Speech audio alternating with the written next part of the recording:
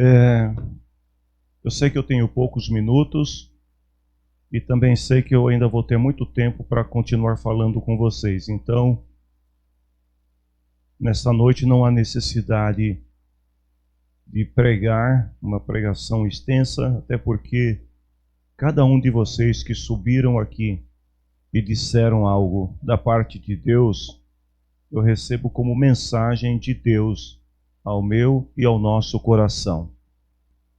Mas eu preciso apenas dizer algumas palavras para os irmãos, e a irmã Iraí, ela leu o texto bíblico que eu preparei para ler nesta noite, lá em Filipenses 3, 12 ao 14. Alguém pode se perguntar por que escolhemos para 2021 o tema Avançando pela Fé? Eu estava um dia desses orando aqui na igreja, já faz alguns dias, e quando, eu não lembro quem foi que falou aqui, não sei se foi o Hélio, ou se foi o presbítero Donizete, que devido a esta pandemia, eu vou confessar uma coisa para vocês. Eu tive horas que eu pensei comigo, falei, Senhor, eu acho que não vai dar para continuar. Quando nós estávamos fazendo o JOP, 50 dias de jejum e oração, eu orei muito ao Senhor para que acontecesse um milagre, sei lá, que essa pandemia acabasse o mais breve possível, que as coisas voltassem ao normal. E aí Deus colocou no meu coração uma palavra de conforto, e eu pude entender que esse é um tempo, e não é o meu tempo, é o tempo de Deus. Uma hora esta pandemia vai passar, mas durante esse período que nós estamos vivendo de distanciamento, nós podemos observar tantas mudanças na sociedade, na igreja. As igrejas não são as mesmas de janeiro de 2020. Mudou tudo. Os planos que os pastores fizeram, que os líderes fizeram, as nossas expectativas, nós tínhamos imaginado, se não me engano, no mês de abril, uma cantata de Páscoa. Muitos de vocês aqui estavam entusiasmados, ensaiando, todo mundo feliz. A gente tinha começado o ano com um projeto evangelístico que em janeiro e fevereiro rendeu bons resultados para o reino de Deus.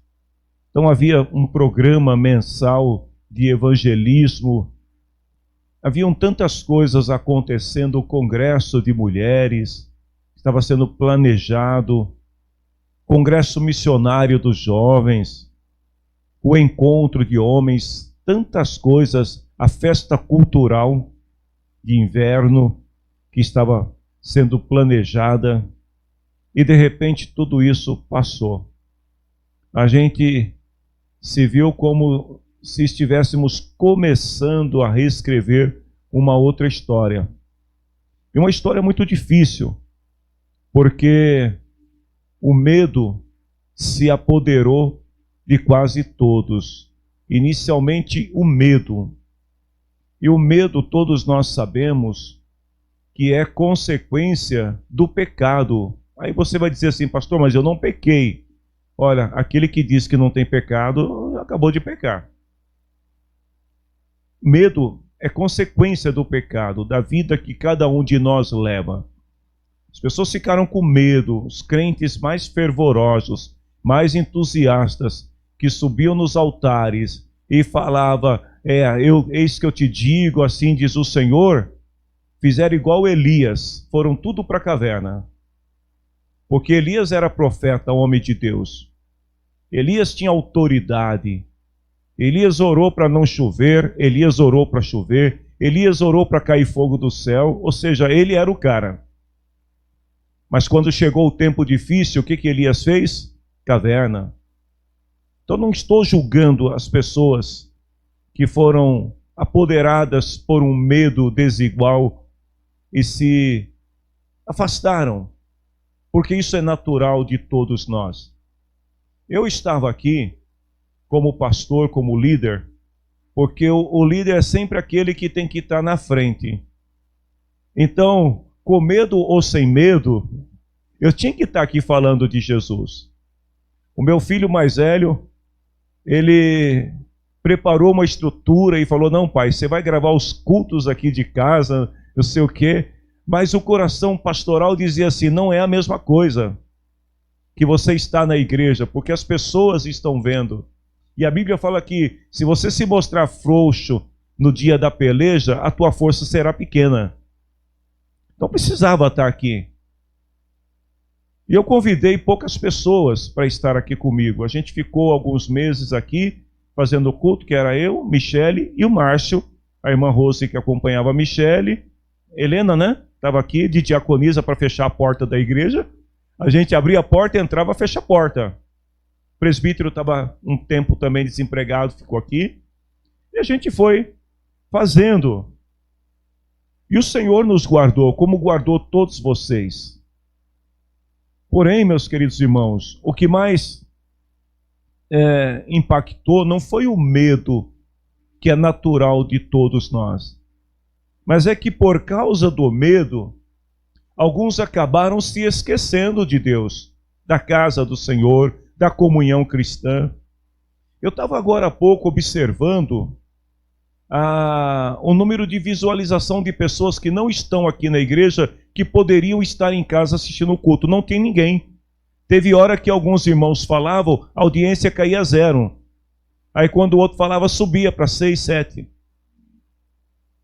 Então se alguém fala para você assim, não, eu estou em casa, mas estou cultuando, é metade ou talvez até menos da metade que diz que de fato faz isso. E também, mais uma vez, não estou julgando ninguém, só estou dizendo que isso acontece porque nós somos humanos.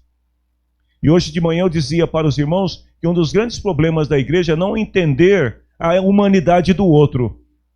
Aquele que acha que está bem espiritualmente, ele acha que ele é o cara, e aí começa a julgar os outros e não reconhece a humanidade dos outros. Então não é uma questão de juízo, mas é uma questão da gente chamar, né, a luz da consciência e ver se realmente nós não estamos nos afastando sem perceber. Porque de repente, é assim, eu não posso vir ao culto, eu vou fazer o culto virtual. Eu não posso vir no ensino, eu vou fazer o ensino virtual. Teve uma época que a gente, para atender a necessidade daqueles que não podiam vir ao culto, nós criamos o culto no lar, onde todos podiam interagir uns com os outros. Dos que não podiam vir no grupo, que faziam parte de grupo de risco da igreja, só teve uma pessoa que acompanhou todos os cultos, que foi a irmã Iraí. Os outros que não podiam vir, não vinham no culto, mas também não iam no culto virtual. Então o problema não é virtualizar o culto. O problema é a gente lembrar de quem nós somos. E lembrar que nós não podemos, de maneira alguma, deixar de manter a comunhão, não importa se na igreja ou em casa, mas nós precisamos ter um tempo para Deus. Nós precisamos de disciplina. Então eu não vou pregar o texto que a irmã Iraí já leu, porque ela já leu o texto, já falou aquilo que eu ia falar nas palavras de Paulo. Mas quando eu estava pensando sobre esse tema, avançando pela fé, eu fiquei pensando e buscando alguma base bíblica. Gente, do Gênesis ao Apocalipse, o que não falta é palavra fé. E eu falei, Senhor, qual o texto que eu vou usar como base? No dia que esta palavra veio ao meu coração, eu estava meditando em Hebreus capítulo 11, versículo 8. Quando Deus chamou Abraão, e Deus não falou assim para Abraão, olha Abraão, eu vou te dar um mapinha aqui com uma bússola para onde você tem que ir. Não, Deus falou para ele, você vai sair da casa do teu pai, da tua parentela, e você vai para uma terra que no caminho eu vou te mostrar. E o duro que Abraão sai, a Bíblia diz que ele crê e obedece, mas ele não sabe para onde ia. Está lá em Hebreus 11:8. Ele sai dizendo, bom, se Deus falou que é para ir, eu vou indo. Na hora que tiver que virar à direita, Deus fala para virar à direita. Na hora que tiver que virar à esquerda, Deus vai falar, vira à esquerda. E aí eu comecei a perceber que hoje, mais que nunca, o que nós precisamos, igreja do Senhor, é fé. Jesus falou assim, quando vier o Filho do Homem, achará fé na terra? Ou seja, a fé que nos leva à obediência, a fé que nos leva, que nos impulsiona a fazer aquilo que foi lido nesta noite, esquecer o que ficou para trás e correr para a frente. E embora eu tenha falado que não ia comentar o texto, mas só para a gente entender, porque Paulo estava falando aqui das corridas de bigas que aconteciam nos territórios romanos, onde o atleta que estava correndo, ele não podia olhar para trás, porque se ele olhasse para trás por um instante que fosse, ele poderia tropeçar, poderia perder a velocidade, poderia desanimar, poderia cair. Então Paulo fala, olha, eu esqueço o que ficou para trás. Ah, mas tem alguém gritando atrás. Não olha para trás. Porque o nosso alvo, igreja, está na frente. Esse ano foi difícil, 2021 não promete ser melhor do que 2020. Tem muita gente falando assim, eu não vejo a hora de acabar 2020, porque 2021 é o ano da vitória. Pois eu tenho uma palavra para vocês, 2021 é o ano da prova. Não vai acabar. Mas Jesus falou que aquele que perseverar até o fim será salvo. As coisas não vão melhorar de um dia para o outro. E se nós ficarmos, muitas pessoas estão paralisadas na fé porque aceitaram um Deus que mais parece mordomo, que mais parece garçom. Um Deus que dá tudo o que a gente pede sem pedir nada em troca. Não é esse o Deus da Bíblia. O Deus da Bíblia exige que nós tenhamos fé. Sem fé é impossível agradar a Deus. Todo aquele que se aproxima de Deus precisa ter fé. Então eu tenho uma palavra de Deus para a nossa igreja. É uma palavra de ordem, porque o nosso lema significa a palavra de ordem, ordem profética. É avançando pela fé. Igreja, nós vamos avançar pela fé. Não se deixe levar pelas circunstâncias. Não se deixe levar pelo que está acontecendo no mundo, porque dias piores virão. Mas a palavra do Senhor diz que aquele que perseverar até o fim será salvo. Então nós temos que continuar perseverando. E eu estava orando aqui um dia e falei assim para Deus, falei, Senhor, para falar a verdade, eu já não sei mais nem para onde eu vou. Estou sendo sincero para vocês, porque todos os meus planos foram frustrados, deu tudo errado. Tudo que eu planejei, Senhor, a vida inteira, deu tudo errado. Então, o Espírito do Senhor falou ao meu coração, e eu creio que Deus tem falado ao coração de muitos aqui. Continua, porque é pela fé. Como a canção que as irmãs cantaram, é pela fé, vai em frente.